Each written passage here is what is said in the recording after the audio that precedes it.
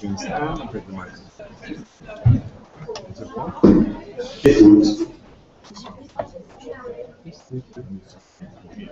I can do this.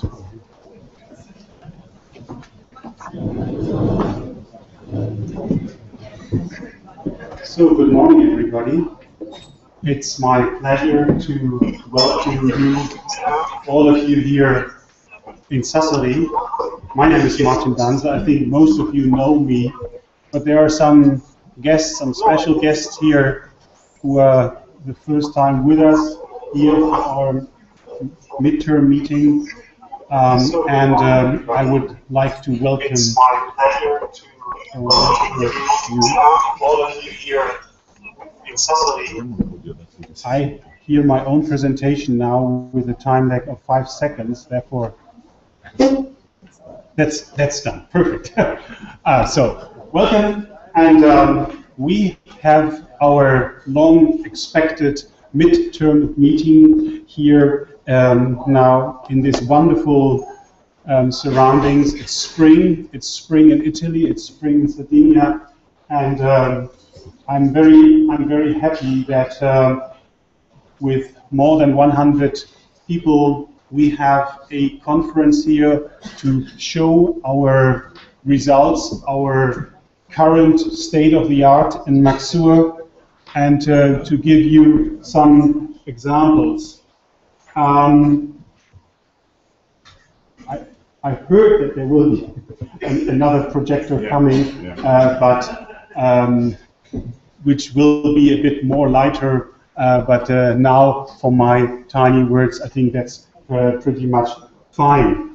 After 1.5 years of work, it's time also to show our results, but a little reflection of what has been done and where we came from. So the Macsur is coming out of the Joint Programming Initiative, which started as an AeroNet coordination and support action in the area of food security, agriculture, and climate change.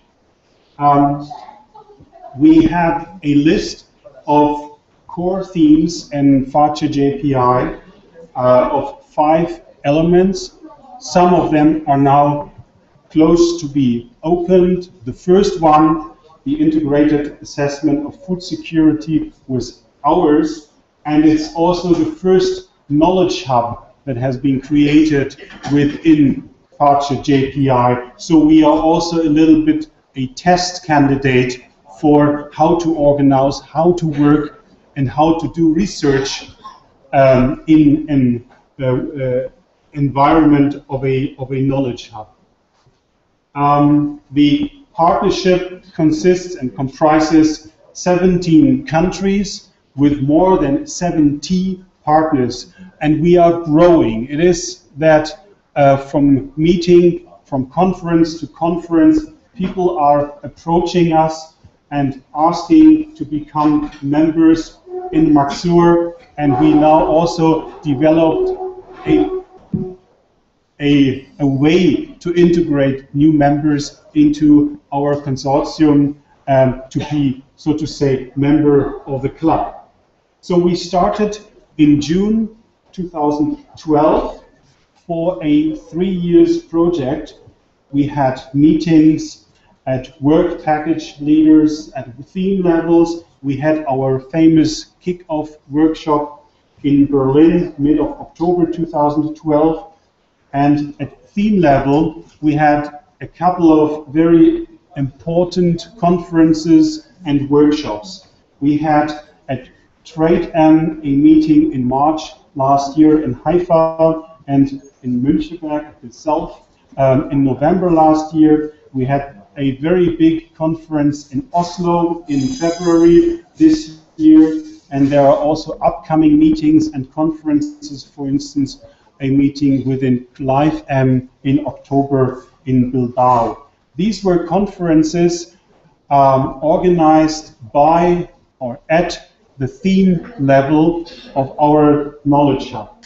But as you know, it's not only about working within the themes, and it is also working on cross-cutting issues, and for this we had, I call it a workshop at the hub level in June last year in Braunschweig at the Thünen Institute, where I work, to discuss and to plan for the very important cross-cutting activities. Apart from these workshops where we presented our current work to the outside world and had intensive discussions within the themes, we had summer schools, teaching activities at various places in Europe, and so to say, at this moment, I would say we can be quite proud in being a number one in modeling agriculture with climate change for food security in Europe. So it is a growing hub, it's a growing community of researchers from different areas, from different departments and faculties that in that sense would have never worked and collaborated that intensively as we have it now in Macsur. One element is also, and this is a very important element, our connection to the outside. And one very important partnership outside Europe is the AgMIP initiative or the AgMIP program at global level. Many of us are intensively contributing and collaborating with colleagues from all places in the world within AgMIP, and at our Oslo meeting, at the CropM Oslo meeting, we signed the long debated and discussed memorandum of understanding with AgMIP. So also here it is already filled, and it's filled, it's not only dry bones, this memorandum of understanding, but it's a good starting point to continue and to deepen our collaboration. Macsur is organized in a different level. Just to mention and also to let you know, there are some changes in these 3 years. It is coordinated, and the cross-cutting activities are coordinated at the hub level. That is done by Richard Tiffin at Reading University and by me at the Thünen Institute in Braunschweig in Germany. But without Martin Köchi, maybe also this conference would have been not a conference as it is now. He is, so to say, my right hand, the executive coordinator of Macsur, and the same is with Jason Jorgensen, working also with Richard at Reading University. The CropM group, which is the largest group within Macsur, is coordinated 1 year by Raimund, the other year by Frank. I think currently it is coordinated by Raimund. Maybe next year again it's switched back to Frank. We'll see. The socio-economic modeling, the trade part, is coordinated by Flo Brouwer from Wageningen University and Research Centers at The Hague, and by Franz Xinabel from the WIFO Institute in Austria.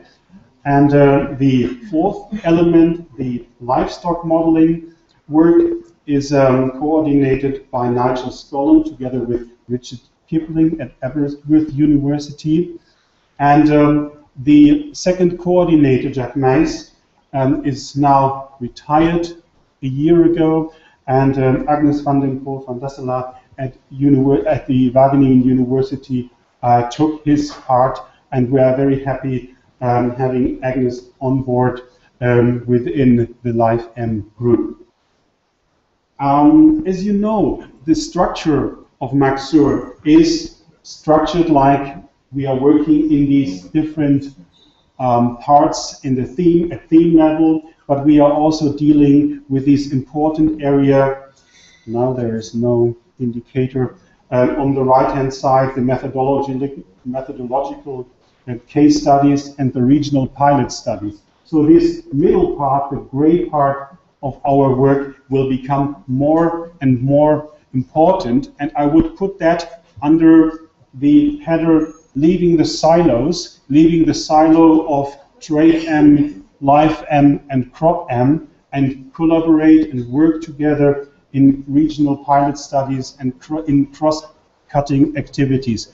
This is the most important element for our second half of our project. There's still work to be done within the themes, but the second element, this gray shaded area here of collaborating across themes, will become the most important part. And if I'm talking to stakeholders, and if I'm talking to those guys who fund our activities at national level, this is also what I have to learn as a coordinator, these financial issues, that we don't have a central budget like in big integrated framework projects financed by the EU. No, it's financed out of national resources. These cross-cutting activities becomes the keystone and the diamond, so to say, of our work, and should be very carefully planned and also done. We should do the research in this area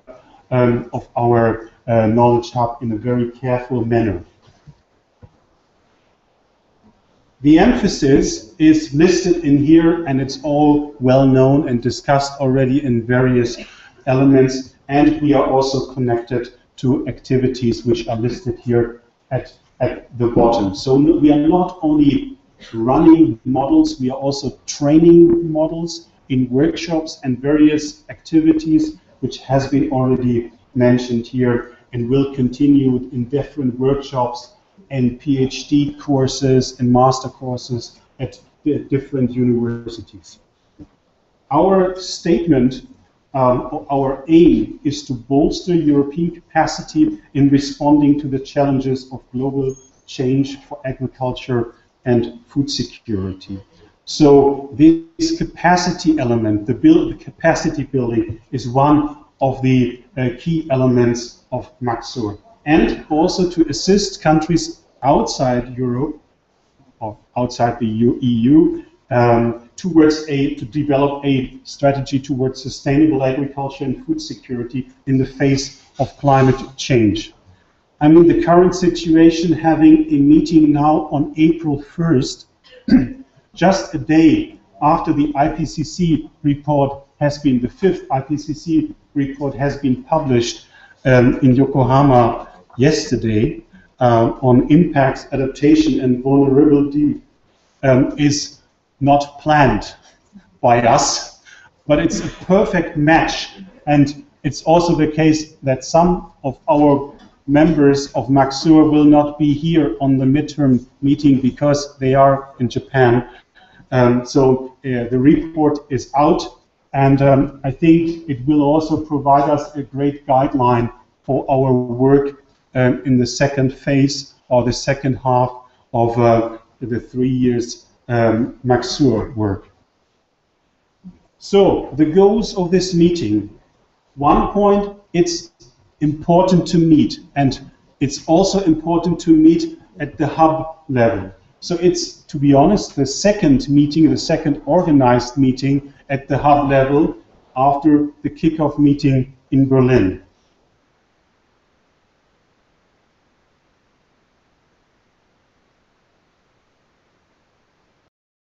Our results, and our first thing, we would like to present our results, and we would like to interact with stakeholders. This is a very important part for the first day. We would like to discuss the results we have achieved so far.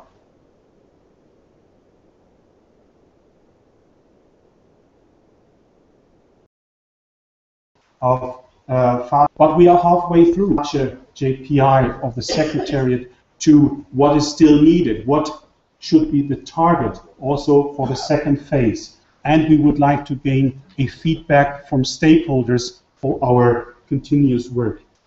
The second day, I mean, the first day was also about working, but the second day is especially targeted headed on the working. There is still work to be done at theme level, work that needs to be organized and communicated within the three themes of Macsur. And we also have to discuss, as I already mentioned, the work in our cross-cutting activities. And that brings me to the third day, the planning. So we have to formulate the next steps of our work within the theme, so what is missing, what needs to be done, but also for cross-cutting activities, because we have circulated that by our email lists. We are currently discussing and drafting a proposal for the second phase for the year 4 and 5 of Macsur, and it would be perfect to start giving a feedback, giving a response, and getting a response from you on our second phase.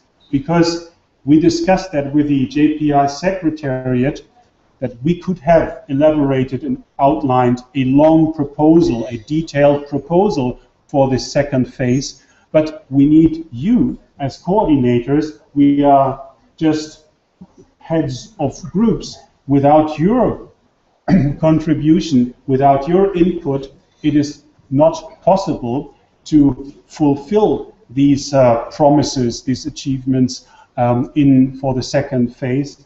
And this needs to be discussed, and there will be plenty of time also to deal with this. I would like to conclude my welcome or my speech with a big thank to Pier Paolo Rogero and his team, who is still doing a great work to make all this nice conference happen. Without Pier Paolo, without your group, and I would like to mention, and I think I won't do this now, because I know that all the people I will mention by names are not in this room, because they are outside and they are working, that this will become a wonderful conference.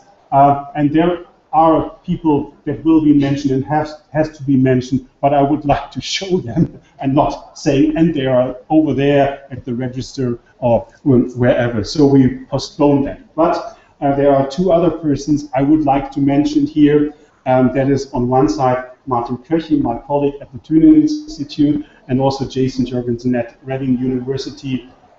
Without your contribution, this conference would have not been the conference we have now, and I have to thank very much all the helpers and organizers who did a tremendous and marvelous job to get this done here. A good conference needs not only a welcome address of a coordinator, but also welcome addresses of others. We are here in Sassari, and Pier Paolo already described, there is a lot of things going on. First of all, Sassari has no mayor. The mayor resigned last week, so there is no mayor that gives a welcome address. I also heard that there is currently a big structural change to organize regions within Italy. So there is this region of Sassari still existing, but in a couple of months or year, it will disappear. So there is also no representative of the province or the region of Sassari, because this person is still there, but it's not here to give a presentation. But we have two directors here, the director of the Desertification Research Center, Luciano Guterres, who will give a short address, and we have the president of the rector of the University of Sassari, Attila Mastino here. I have a first impression. I've got a first impression yesterday when I got a lift by his driver from Olbia Airport to here. And I know he has a perfect service. So I wonder whether he had ever been not on time for a meeting. I never went that fast through this wonderful landscape of Sardinia. So again, many thanks to your driver, and send him my remarks. But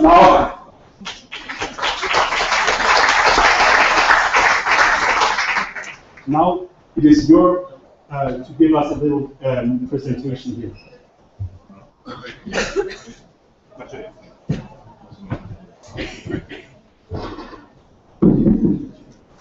Director will speak in Italian, but we will see the translation.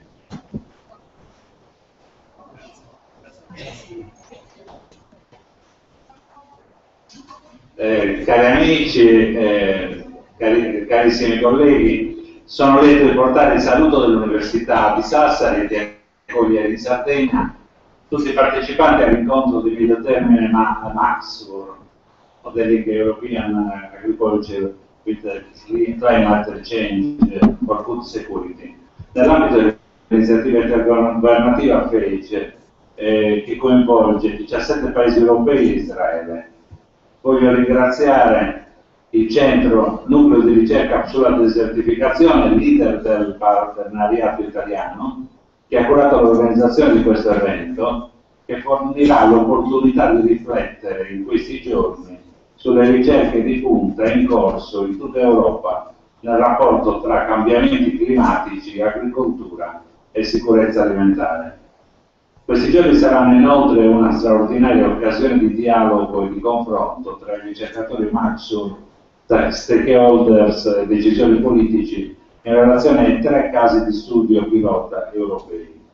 So che alla Joint Programming Initiative aderiscono 21 Stati membri dell'Unione Europea con l'obiettivo di indirizzare e promuovere la ricerca scientifica interdisciplinare per supportare lo sviluppo di sistemi agricoli sostenibili e la crescita economica in rapporto al processo di cambiamento del clima in tutto il pianeta.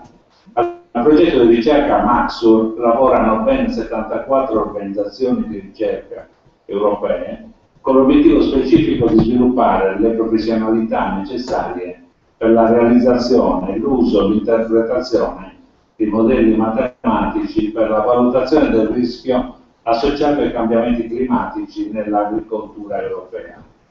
La ricerca si basa sull'integrazione di modelli di simulazione in ambito agronomico, zootecnico ed economico e sulla loro applicazione a casi di studio su scala regionale nel nord, nel centro e nel sud dell'Europa, che riflettono la diversità dei principali ambienti europei in termini di suolo, clima, sistemi agricoli e socio-economici.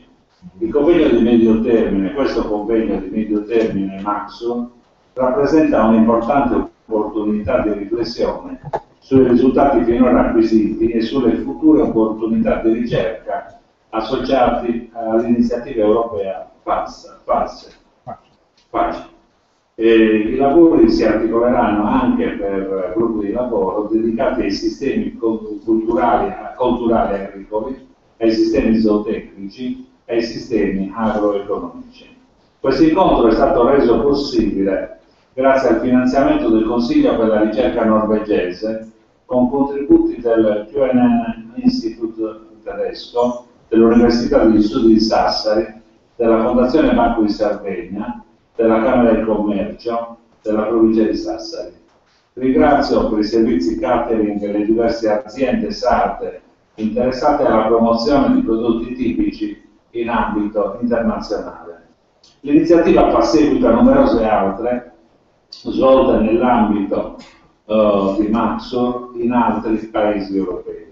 Questa è la seconda volta dopo il kick-off meeting di Berlino che tutti i partecipanti si ritrovano per fare il punto a metà progetto. Ho seguito in questi anni l'impegno appassionato del direttore del centro del Nucleo di Ricerca e Desertificazione, il professor Pierpaolo Roggero, e del nuovo direttore Luciano Gutierrez, che si sono spesi davvero per organizzare al meglio questo incontro scientifico che sarà anche un momento di dibattito alto. Abbiamo offerto la disponibilità a organizzare questo importante evento a Sassari anche in considerazione del fatto che in Sardegna e più precisamente ad Oristano, nell'area di Arborea, ricade uno dei casi di studio oggetto di indagine nell'ambito del progetto. Del resto mi fa piacere ricordare il successo recentemente ottenuto dal nostro centro euro-mediterraneo per i cambiamenti climatici, che ha sede presso il nostro Dipartimento di Scienze della Natura e del Territorio, riconosciuto come una delle think tank fabbrica di idee in grado di influenzare le decisioni dei governi nella classifica top 100 del Global Go per il 2012, favorendo anche collaborazioni con altre università, enti di ricerca nazionali e internazionali enti territoriali e settore industriale. Più in generale il tema riguarda direttamente il futuro della nostra isola, la difesa di un ambiente naturale che amiamo, lo sviluppo della sua economia, le linee di intervento dell'amministrazione regionale appena nominata e dell'Europa nella prospettiva di Horizon 2020. Tante questioni che si incontrano, tante possibilità di impegno in un orizzonte nel quale ci sia più conoscenza, più informazione, più strumenti a disposizione di coloro che si battono per un'agroindustria moderna, fondata sulla qualità dei territori, sulla difesa delle risorse idriche, sul rispetto per il paesaggio, contro gli abusi e le devastazioni che anche di recente abbiamo conosciuto. Benvenuti in Sardegna.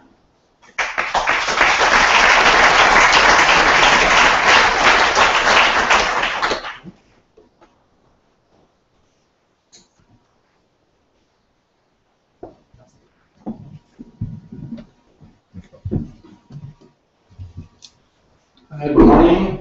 Just a couple of words. A warm welcome on behalf of our Research Center to be here in Sassari, in Sardinia. Thanks all, and especially Martin for organizing this meeting. Martin Porcini, Jackson for fantastic work they've done during this month, and also for our past director, Professor Rogero. Thank you all, and enjoy this meeting and enjoy Sassari.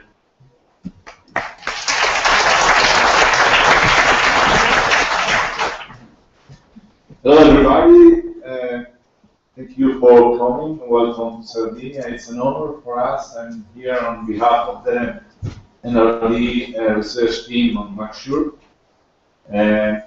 We offer a space here, which is probably first time, a learning space between the different teams and between the researchers and the stakeholders. During these days, you will have formal spaces for learning, but also informal spaces.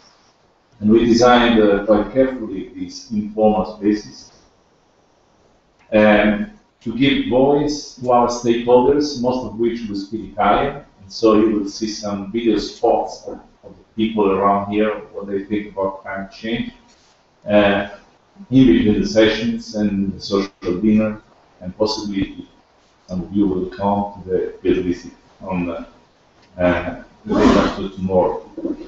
So we expect a special informal atmosphere to engage fruitful discussions with policymakers and stakeholders.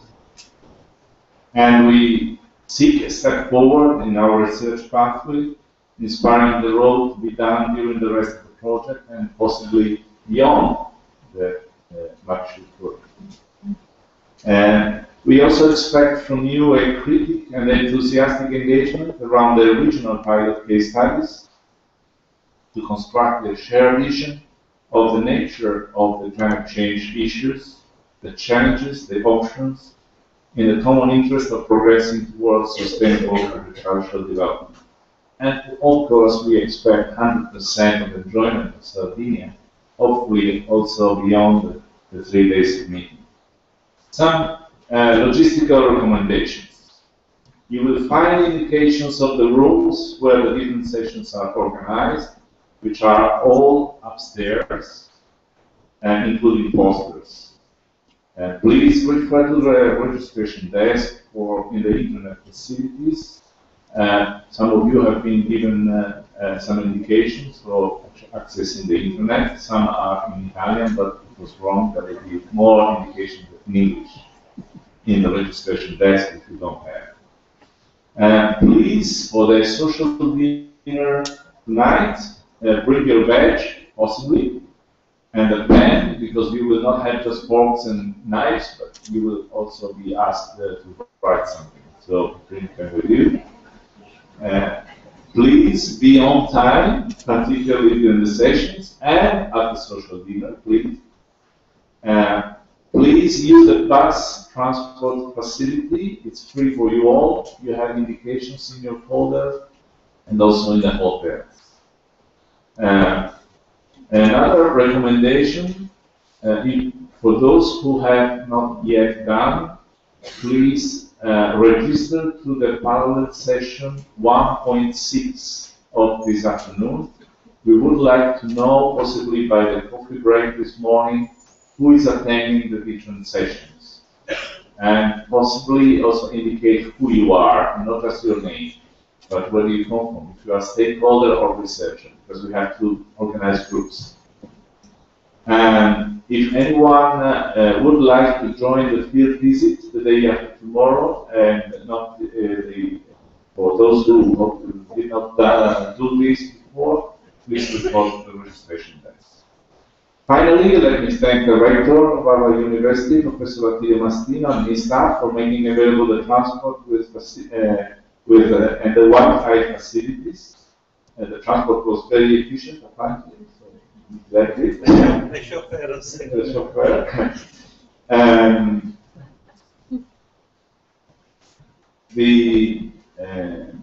I thank the stakeholders coming from the governing board and the stakeholder advisory board of the JPI function, which are here today. The people coming from the different countries of the regional pilot countries, which are representative of governmental institutions. I have a special thanks for the Agro-Scenario project, who was the kickoff for us to enter Macsur. So special thanks for that. The Norwegian Research Council for the fundamental financial support. And finally, the sponsors of the agro-food industry of Sardinia that generously allowed us to maintain the cost of the food and particularly of the wine of this meeting well below the direct costs. But above all, will give us the opportunity to taste Sardinian specialities tonight and during the day. And it is not just food, as food will be linked to the theme of our meeting, and so it will be also that space for learning. And final thanks, particularly to the NLB staff, people who worked a lot for the organization of this meeting. Let me thank Luca Gennaro, particularly Francesco Ruiu, Chiara Zanola, and above all, Alessandra Paolotto. So thank you very much and welcome to Sassari.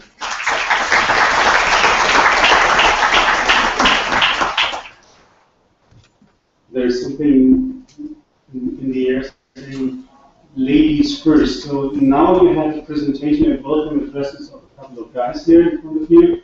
There are two ladies missing. One is here in the room, so I would like to give the floor to Marina Montenegro, who is the vice chair of the Apache governing board and the head of the chair of the governing board is still in the air, so to say. Ms. Lütke is coming this afternoon, if I get it right. He will get the same lift as I got, and he will be here on time. And Marina will give a little address, and then we have a second address that comes by video. But first, over to you. So thank you for being here and for giving us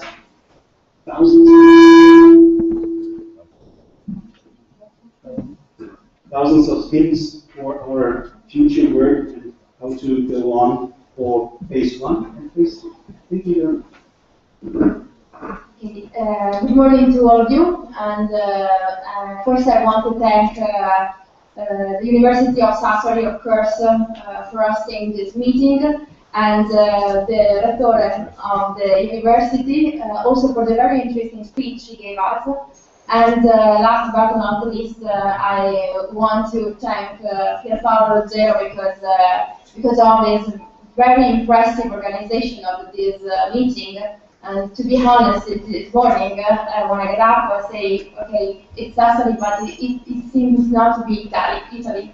So thank you very much for this very effective organization. But I have to say that we know very well Professor Paolo Zero. And so I think it's normal, it's very good organization. Thank you also for giving me the floor for a very few minutes on behalf of the Italian Ministry of Agriculture and also as the Vice Chair of the JPI Agriculture, Food Security and Climate Change.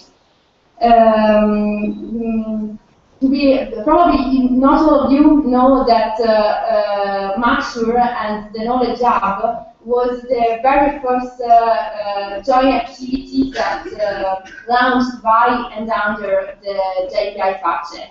To be honest, when we started this very innovative idea of a different call, if compared to the usual call at the European level, we just tried to do something different, and the Knowledge Hub was, of course, something different from the usual research project, you can say. It was, of course, a kind of risk, because we were not sure that it would succeed, and it was a kind of test also for us as founding bodies that tried to finance this very innovative way to create a kind of link and network between research groups. And it was not so easy to put together 77, I think, research groups coming from so many different countries. And so it was an hazard, we can say, but it was also a new way to think to the relation between the researchers, and also a way to try to cover the gaps that we identified all together in the GB, in the development world, regarding the issue that on which you are working in now from the 2012. Of course, this meeting is very important because it's a kind of midterm review of the work done until today, and the outcomes of this meeting, and also of the internal monitoring made by the JPI FACE will be very important to measure the success of this action. And also, not only to measure your succeed, but also to measure our succeed as a group that is working on the food security and climate change since 2010. So it will be very interesting also to see not only the outcomes, but also the state of the art and what you want to do in the next period, because it will be very important for the GB, in particular during the summer, to understand the directions you want to take and how we can meet your expectation, of course, and vice versa, how you can meet the expectation of the countries that are financing the Macsur project. So have a good work for these 4 days, and I also hope that you will have the chance to visit a little bit this very wonderful place that is Sardinia, and for a touristic reason also to have you here in Sardinia for the summer. So thank you. Thank you very much. I promised you presentations and welcome addresses of 2 ladies. The other is Cynthia Rosenzweig, who is, together with Jim Jones and Jerry Hatfield, the principal investigators of AGNEP. Cynthia sent me a very warm address and welcome address. We tried to organize that as a live show, but as you might know, now it's currently pretty much in the middle of the night in New York City. And we asked Cynthia to send us a video message, and here we go. I'd like to send greetings to all of you at the Macsur midterm meeting. I wish we could have been, some of the AGNEP folks all wish they could be with you in Sassari. I'm sure that it's very beautiful there and a wonderful place to hold your midterm meeting. We send greetings to all of you from all the AGNEP colleagues, and you probably are aware or want to share with you how pleased we are that that there's now memorandum of understanding between Macsur and AGWIP to collaborate in current and emerging research.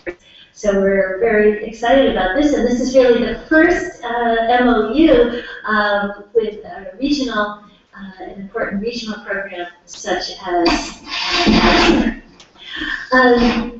We wish we were there so we could see all the posters and all the presentations and discuss with you some of these research areas that we are, that in the MOU were called out. So some of them are the advancing scaling methods, probabilistic assessment, adaptation, of course, representative agricultural pathways, data translators, other IT tools, and just some of the real issues that was discussed at the CROP-M workshop and conference in Oslo on integrated regional assessments and how to coordinate them both globally and regionally, which is something I think that we hope to be working with you in the coming years. Beyond that, in terms of emerging areas, the livestock and grassland, economics modeling, all of these crop rotations, these are some of them. I know your specific work areas and work packages involve some of these really cutting-edge topics, including effects of climate extremes on the agricultural systems. So we are looking forward to working with you on those emerging areas as well. So with that, I wish you all the best for a great workshop and midterm meeting, and we look forward to working with Macsur and many of you on combined AGWIP-Macsur activities. Thank you, all the best.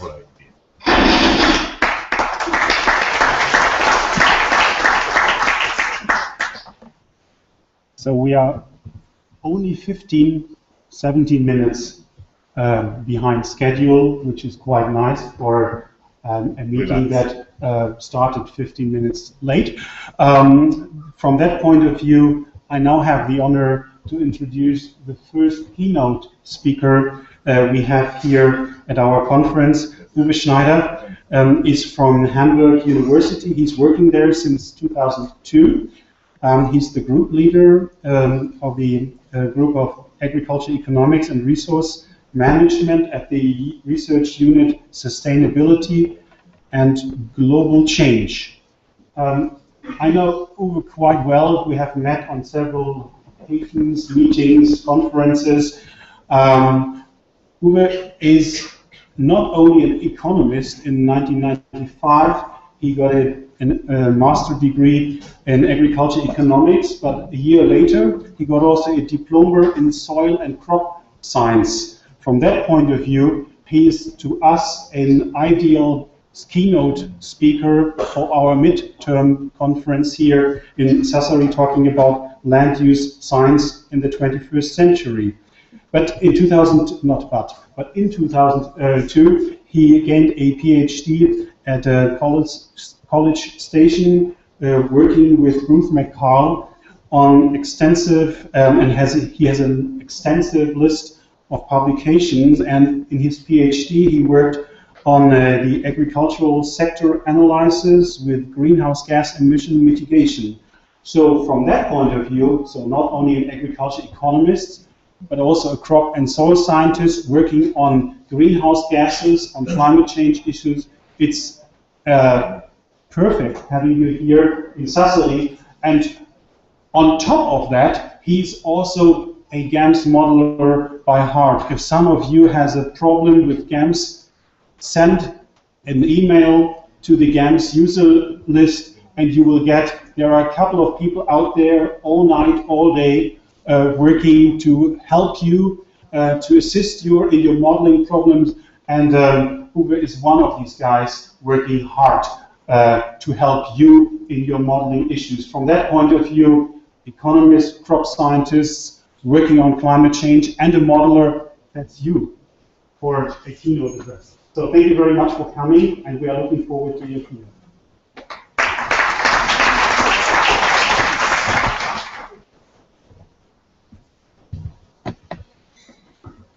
Yeah, thank you very much, Martin, for this nice welcome.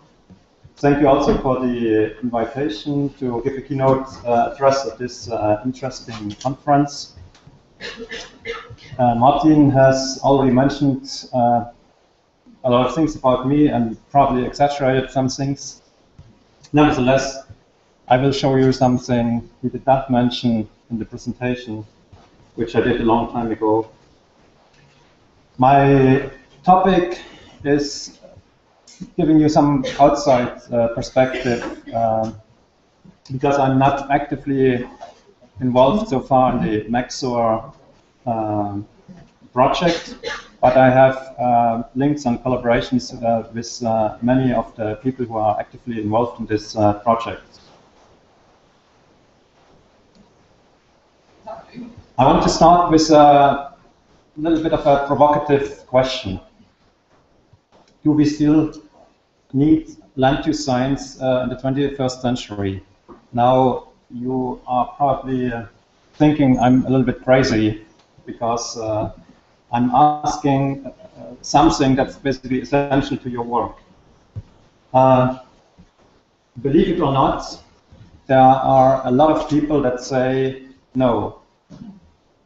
Land use assessments, especially agricultural assessments, are not important anymore. And this comes not just from one professor of economics. I've heard it several times. And what's the reason?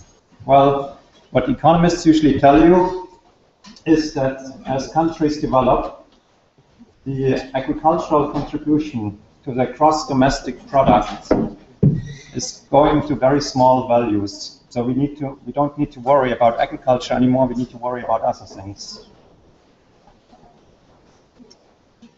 And if you go to the OECD database, you can extract some data on the agricultural GDP share, and then you get a confirmation of this argument. So in red, you see the global average of the agricultural income share, which is in 2010, which is the last data point, and I extracted the data a week ago or so. So in 2010, the average global agricultural income share was about 5% or less. And in the European Union, it's actually below. And of course, in some countries which are not yet highly developed, we still have relatively high GDP shares. Oh, sorry. But let me now ask you different questions. What about the monetary impact of other agricultural effects? And here I go back to a study many of you have probably seen. It's a study that was published in 1997 by Robert Costanza and his colleagues about the value of nature, about the value of the world ecosystems. And what you see in colors is per hectare value of different ecosystems for the entire world. So this is, of course, the value, over all environmental qualities, over all ecosystem services. But at the same time, this was a pioneering study, a study with lots of uncertainties. So one should not think that the values are actually correct. If you look up the study, you can also find a specific calculation of the cropland environmental services, and they are actually in this paper very small. But these are only the direct ecological services from cropland. But there are two things. The authors mentioned that they didn't have good studies available to classify the environmental services from agricultural lands. And the second argument is that agriculture does not only directly impact the environment, but also indirectly in a lot of ways. So At this time, it was estimated that the value of ecosystems was about 1.8, almost 2 times the value of the global cross-national product.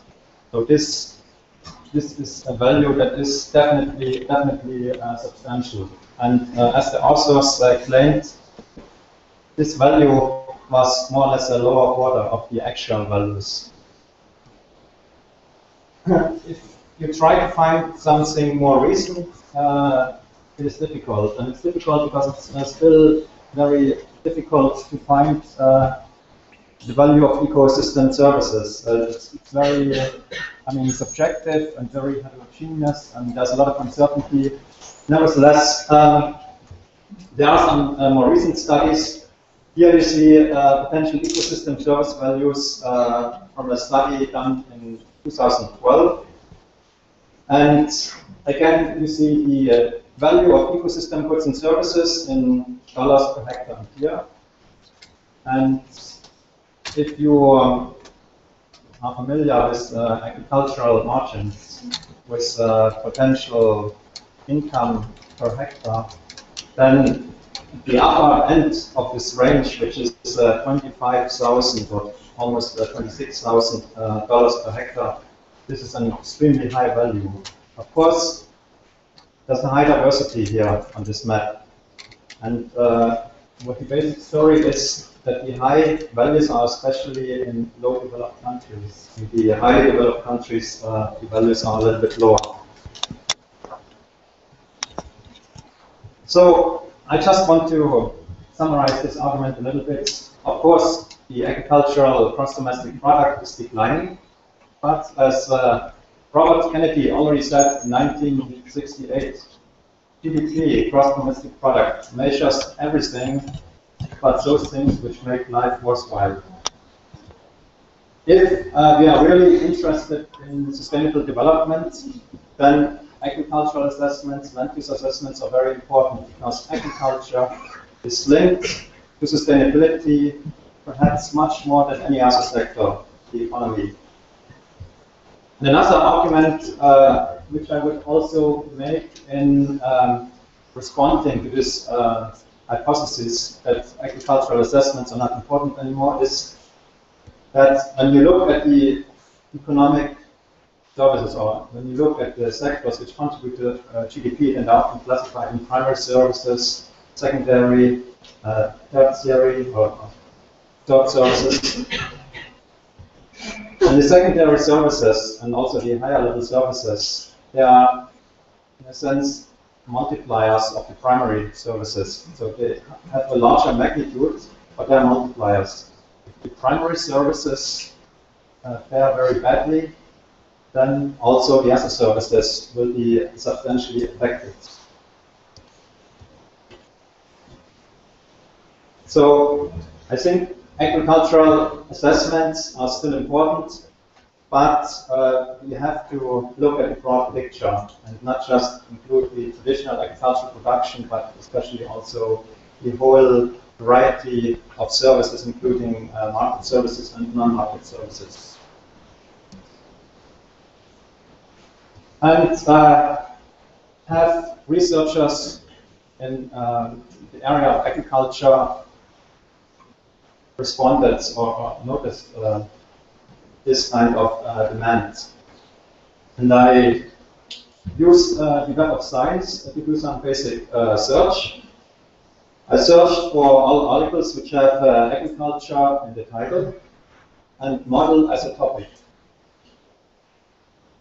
And then I just selected for a decade the 5 publications which have the highest citations. So if you look at the decades 1991 to 2000, these are the 5 publications that have the highest citation rank. And what you notice is that there's actually no publication which focuses on traditional agricultural production.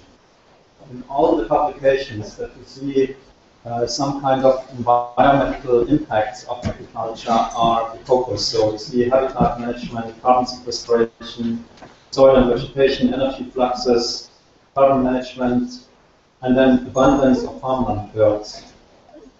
And if you look at the next decade, 2001, 2010, it's a similar picture. So initially, when I prepared this talk, I was thinking maybe I could provide a timeline. And so if I go back to the 50s and 60s, I would find studies which focus on agricultural production only. But when I look up the decade 60 to 70, I find it was more or less the same. First, the 5 highest cited studies, they focused on environmental impacts of agriculture, but they had a relatively narrow topic. All these 5 studies, they were about pesticide impacts.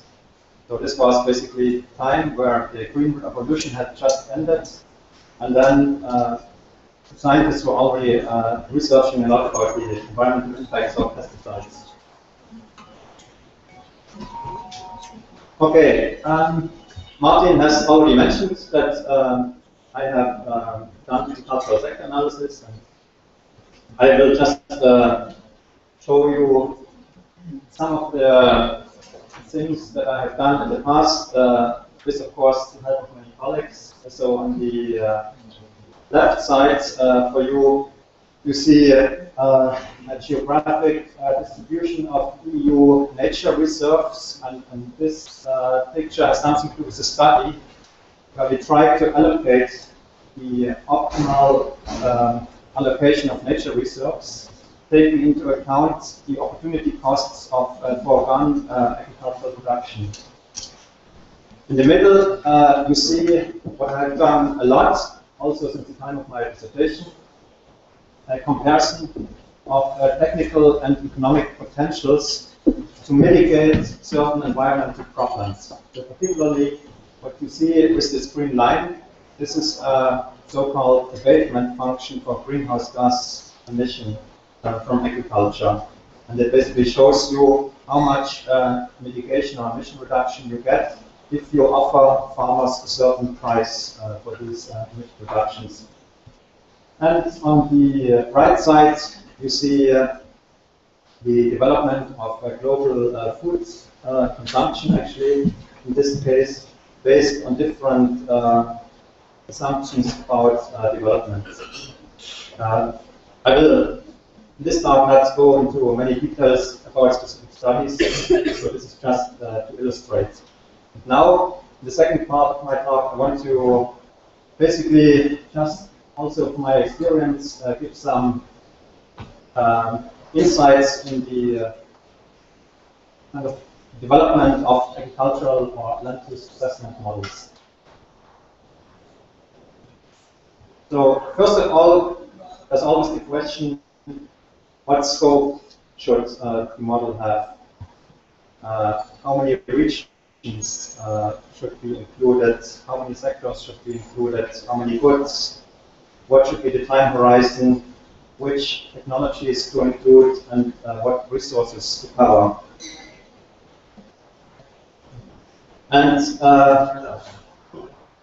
I will show you again some results from some study. So here we have shown the technical potential of greenhouse gas emission reductions through reduced tillage in the US. So you see a value of about 150 million metric tons of carbon equivalents per year. And so this technical potential basically assumes that all land that can be subjected to reduced tillage will adopt reduced tillage regardless of the cost. However, if we take into account that carbon emission mitigation is just one service of agriculture, but food production is another service, then so basically if we take into account the cost of carbon sequestration, we get a different curve, and we usually call it economic potential. And this curve basically shows a trade-off between the carbon emission reduction service and food production service. So the more emission reduction you want to get by adopting reduced tillage, the higher is the marginal cost, or the higher is the price you have to offer to farmers. And I was talking about what scope should we choose. And for that reason, I will show you a different graph now, which is called the competitive economic potential. And the difference between the competitive economic potential and the economic potential is that the economic potential was calculated by only subsidizing or regulating the emission savings from reduced tillage.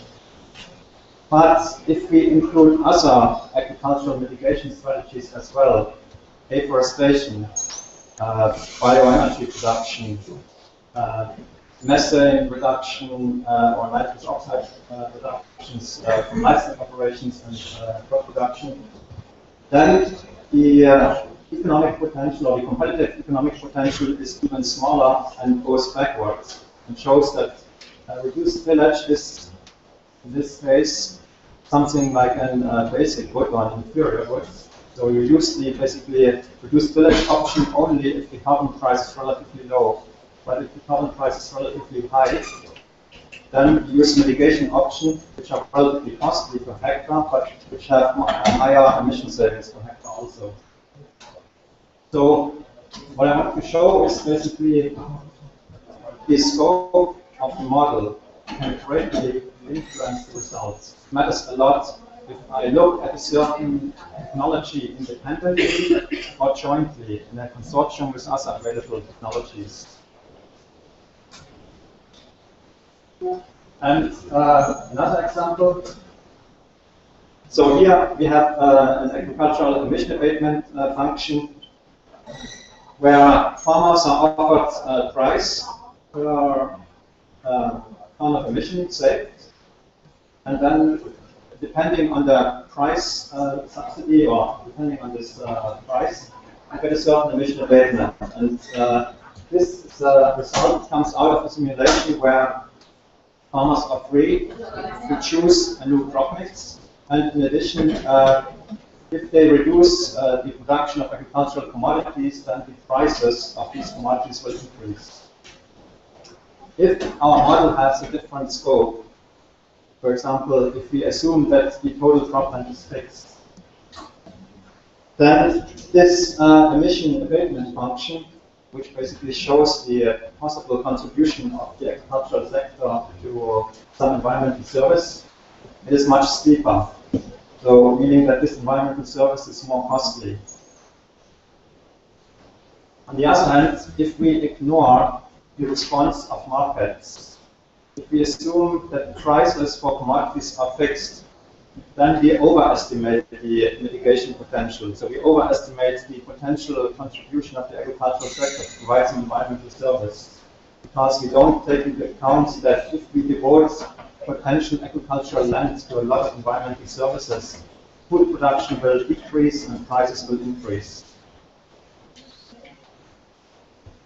So the insights related to the model scope that I want to convey are that if we exclude a lot of things, then if we exclude other regions, other sectors, other technologies, we ignore synergies, potential synergies and trade-offs. And we may actually over or underestimate then the agricultural potential to contribute to certain environmental and social non-market services. And if we do independent regional assessments, then we don't take into account the response of globally connected commodity markets. And for that reason, we often overestimate mitigation potentials. Now, a second point we're often struggling with when we basically deal with assessment models. What kind of detail should we use? And here I give you 3 different options. On the very right side, you see something for which I don't know the proper English term. but there's a good description in German. So this is basically a chimera of cow, pig, sheep, and poultry. And this represents a model where we just treat livestock production on the aggregated level. So we have just one aggregated livestock commodity. In the middle, you see resolution where we have the different animal types, but for each animal only just one option. And then on the very left, you see 3 different cows. And I have consciously avoided a certain color so that you cannot tell me that I'm making some advertisement for a certain chocolate company. So on the left, you see a representation of a model structure where we also represent different livestock varieties. And what you will find when you compare different options is that the higher your resolution is, the more details you include, the higher is the response, the higher is the adaptation and mitigation potential. Why? Because you don't keep the proportion of the details fixed. If I only have an aggregated livestock representation, then I implicitly assume that the ratio of cows fixed and poultry is fixed. While if I include specifically or explicitly the different animals, then I basically allow in the model also a shift in the relative shares of these animals. So the more detail we use, the higher is the response in the model. And here you see a very complicated picture. This is from a study by Affleck et al. With the Globium model. And it shows more or less, or illustrates more or less what I've just said on the slide before.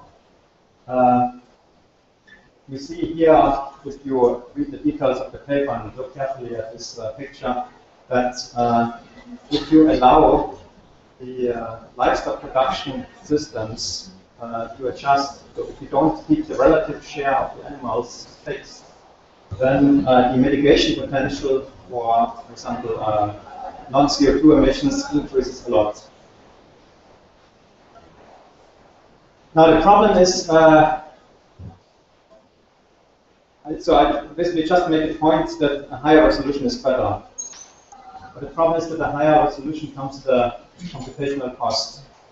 So while it is nice to have highly resolved models, we simply don't have the computational power of it. And so in order to reduce the computational power, but at the same time reduce the resolution, it is often helpful if one uses so-called flexible resolution. So instead of having the same resolution in every region, one can have high resolution where you need high flexibility and the low resolution where you don't need it. And especially in the natural science disciplines, there are a lot of models which operate on a grid and have in areas where there's no diversity, where there's a very homogeneous condition, a lot of grid cells, and basically waste computational power. And in some projects I was involved with in the FP7 framework, we basically use the homogeneous response units, which are very familiar, especially with the hydrological modelers, which basically put a high resolution in those places where we have a high diversity. So we have a lot of spatial cells in places which is a high diversity and very few cells in places with a low diversity. And this is just more or less what I just said. And in addition, when we have limits with computational power, we can sometimes also try to integrate the subscale processes, which are at a lower taking place at a lower resolution than we have in the model, as through some kind of functions. So functions that look similar like these functions which I have shown with respect to the mitigating adaptation response. So the third point I want to make is about interdisciplinarity. And so many people think interdisciplinarity is good, but there's a little bit of a conflict between science and interdisciplinarity. If you try to do a very good interdisciplinary study, it becomes more difficult to publish it. Actually, to some extent, it's easier to publish it because the interdisciplinary journals are sometimes a little bit like a lottery. If you have reviewers which are not familiar with the topic, then your paper passes. But if you have reviewers which are experts in some particular areas in which your model is not very good, then the paper fails. But nevertheless, the conflict is that the more disciplines are properly linked, the more real is your model. And the less, let's say, extreme is the response of your model. But this is often not what is easy to publish. It's easier to publish some extreme scenario where basically climate changes drastically or something really surprising happens. Here I give you some example. This is a study from some colleagues of mine at Hamburg University, which basically shows temperature changes and precipitation changes in response to a change of land cover. But the scenarios that were analyzed were extreme scenarios. One scenario was that all land that could be covered with trees was covered with trees. So we had basically a global forest. And another scenario, you don't see the different scenario differences here, so I'm going to try to look at the details on this map. And another scenario was that we had the entire world covered with grassland. So while these things are nice studies that can also be published in good journals, they are not very realistic. But they are also simpler because you don't need to, I mean, if you're a natural scientist, you don't need to communicate with the economists and try to find out how land use is going to change in the future. You just assume we have all forest or we have all grassland or something, so you make an assumption. But as I said, it's not very real. And another problem that's involved in this interdisciplinary work is the problem of scales. So you see at the bottom a graphic of global shipping routes. So this is just an illustration of the intensive globalization and commodity trade. Here you see another picture, and this is basically a microscope photograph that shows the meristem. And now I come back to what I said at the introduction of my talk. I will show you some picture which Martin has not talked about, because I made this picture myself during my diploma thesis.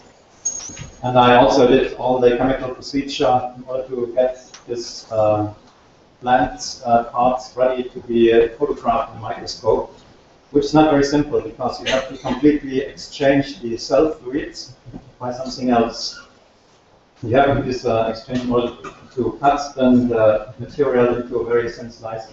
But anyway, so we have some people that work on very small scales, and other people that work on global scales. And it's then not easy to sometimes link these people or these research teams.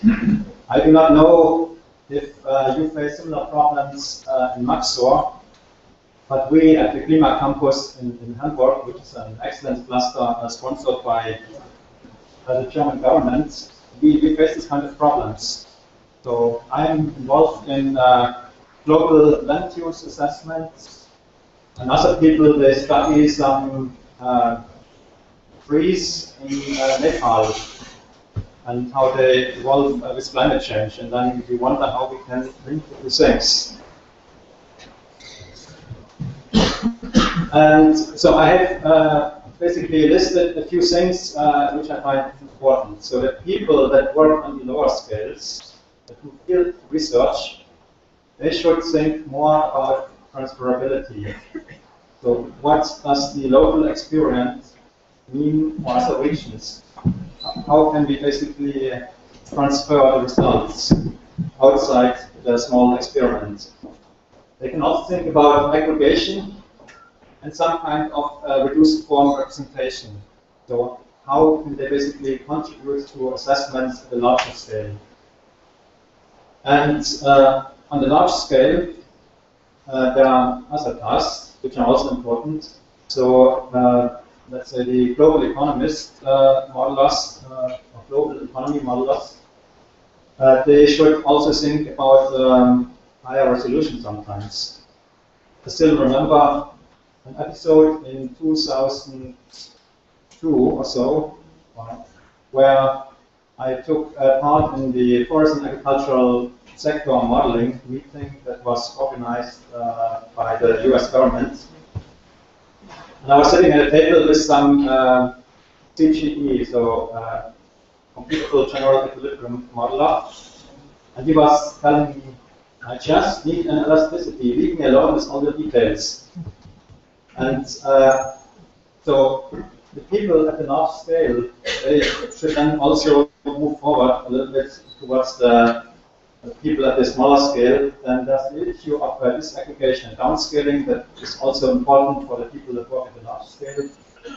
And again, the implicit integration of subscale processes. So there are lots of interesting possibilities. And now, lastly, I want to talk about land use model development. So what I think is, in the future, we will see more complex models because we have more data and better computers. We see a trade of methods. So a lot of methods which are currently used for some particular problems in particular disciplines, they may be transferred to other disciplines. There's a lot of new data sets that will result also from all the combined effort of research and technical development. And as was already mentioned, there will be more model inter-comparison. But despite all the wars and so on, there's also a drawback. In comparison to people from 2-3 decades ago, modelers have less intuition about their models. So 2-3 decades ago, there were still people that did many calculations on data, and they knew every number. If you now talk to a modeler about some number in a certain area, he often doesn't know and has to look up. So there's much less intuition. And also this drive for expansion, to cover more regions, to basically include everything. It leads to something which some people call having more skeletons in closets. And what I mean by this is that these large models, they have some hidden secrets, some hidden assumptions that we don't want sometimes, we don't want to talk about, because we fear that then we will get very negative criticism. But we should talk about these things, because if we don't talk about these things, then we will not move forward. So I mentioned that we will see more complex models. And this is probably something that many of you have already thought about. So here's an example of crop models. Some time ago, different crop models were built. So here you see it, or don't see, the EPIC model, the CropSys model, and the STERES model. And there are many other crop models like the Century model, the ENDC models. And they started with a particular focus. So, for example, the focus of the ETHIC model was erosion. ETHIC stood originally for Erosion Productivity Impact Calculator. It has changed its name 3 times. I think the second name was Environmental Policy Integrated Climate, and the third name now slipped out of my mind. So anyway, we had these different models for different purposes, and over time they have merged into more or less similar models, because you cannot analyze soil erosion without at the same time analyzing changes in soil organic matter. And you cannot analyze nutrient emissions without analyzing what happens to soil organic matter or erosion. So what I see as a little bit of a problem is that we have a lot of replication of things, a lot of different models that do the same thing. And this does not only hold for the crop models, it may also hold for the livestock models, but I'm not very familiar with them. But it's definitely also true for the economic models. I mean, this almost every country tries to have at least one model that analyzes global sustainable development. And so the question is, do we really need hundreds of similar models which have, let me say, medium quality? Or would it not be better to have less models with more cooperation at a very high quality? So then, here's the methods trait, but I will, so basically, what I want to illustrate here is that models, methods from economics, they have also sometimes been introduced to model ecosystems or vegetation. So here, this is showing some work from Gerhardt and colleagues, where he basically uses general equilibrium theory from economics and applies it to ecosystems, and then links it also back to commodity markets. What I think is that the scientific evolution is a co-evolution between methods and data. So whenever we have new models, we can produce better data, and these better data then give rise to better models in turn. And so this is something that we have to be aware of. It will continue. And now I'm almost at the end. I, in fact, needed all the 45 minutes, and I have not reduced the time like we had at the beginning. So I want to finish with an economic principle. And so I want to illustrate this economic principle by showing you a nice house from a real estate advertisement, or nice for the relative.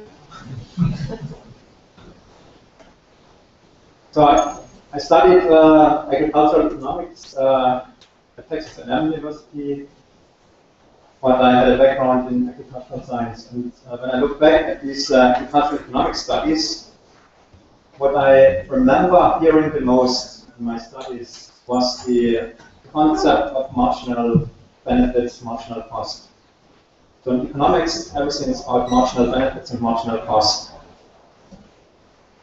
And what it means is the optimal state, the optimal development is where the marginal benefits to the marginal cost. So a house development has a lot in common with an integrated model development.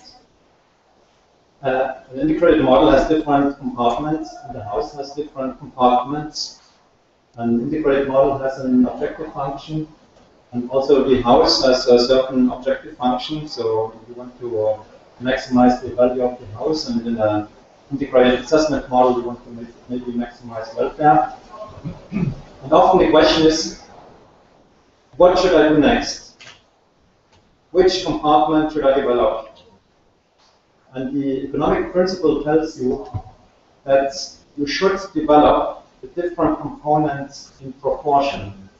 It does not make sense to put very nice windows in this house without improving some of the other features. And if you don't like the economic principle, you can also think about an agricultural science principle that comes out from Justus von Liebig. So Justus von Liebig, I believe that he introduced this minimum principle. So something is only as good as the most limiting factor. So when we develop models, we should develop the individual components in proportion. We should not focus too much on certain aspects and completely ignore other aspects. And then it should maybe look a little bit like this one. And with that, I thank you for your attention.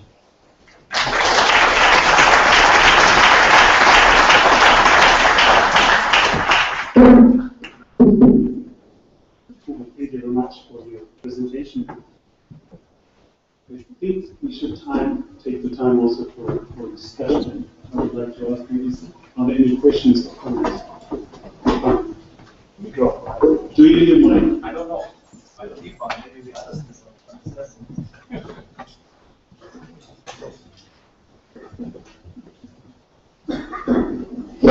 Thank you for the very interesting presentation. I think a nice introduction to this workshop. One comment and one question. You made the comment about the convergence of the models and asking the question whether we need so many models. Coming from the prompt modeling environment, we are also discussing this, of course. We still see that although, or despite of decades of interacting with each other, that models are still giving quite different responses. And this is still a surprise to us, and a good challenge and reason to go into our models and improve that. So I share your basic vision that there is a risk of convergence, but we are not there yet. We're quite far away from that achievement. One question: when you talked about the flexible resolution to minimize the computational time and increase the outputs, the quality of the outputs, I guess you mainly refer to the spatial resolution, because I can see that it can become quite complicated if you change like the detail of your model, depending on where you are with your assessment spatially. Could you perhaps qualify that a bit?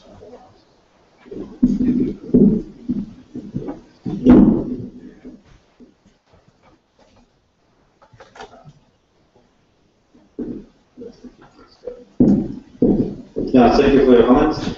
The illustration I made was for the spatial resolution, but in the models I have been involved with, it would also apply to other things. So we could, for example, in some region,